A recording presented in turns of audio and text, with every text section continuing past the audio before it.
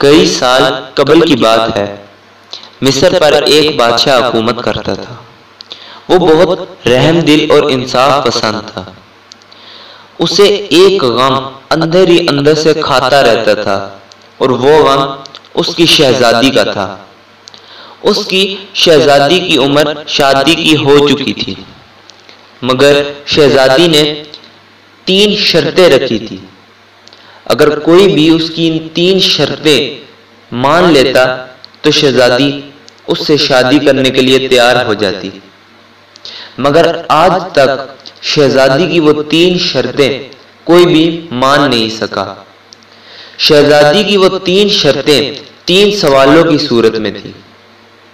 جو بھی آتا ناکام ہو کر واپس لوٹ جاتا۔ ایک مرتبہ مصر میں ایک استاد کے بیٹے نے کہا، ابا جان، میری عمر شادی کو پہنچ گئی ہے، میں شادی کرنا چاہتا ہوں اور میں چاہتا ہوں میں اپنی قسمت کو آزماؤں۔ تو باپ بیٹے سے کہتا ہے، بیٹا، اس شہزادی کے پاس بڑے بڑے علماء کرام گئے ہیں، لیکن اس کے سوالوں کا جواب نہیں دے سکے، تم کیا جواب دو گے؟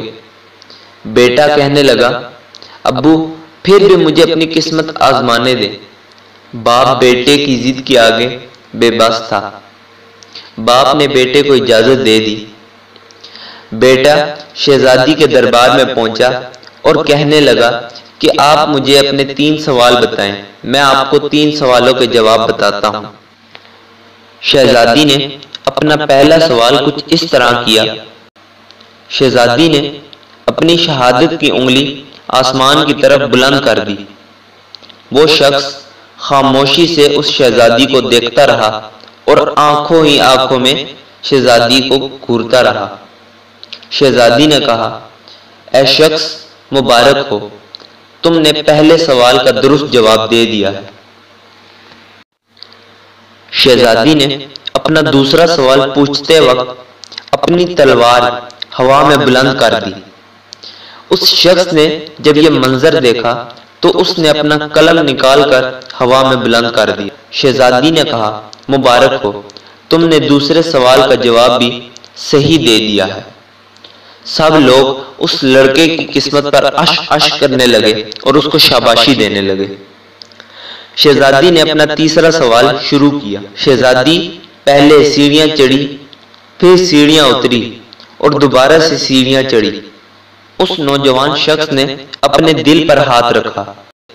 شہزادی نے کہا، مبارک ہو، تم نے تیسرے سوال کا بھی درست جواب دے دیا ہے۔ سب لوگ اس لڑکے کی قسمت پر رشک کرنے لگے اور اس کو شاباشی دینے لگے اور کہنے لگے، واہ لڑکے، مبارک ہو، تیری شادی اب شہزادی سے ہوگی۔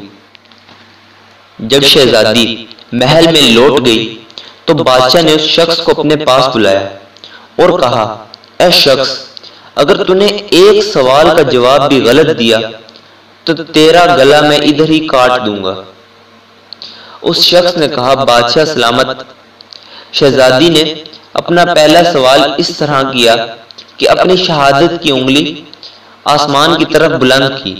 وہ یہ پوچھ رہی تھی کہ تم اللہ پر یقین رکھتے ہو؟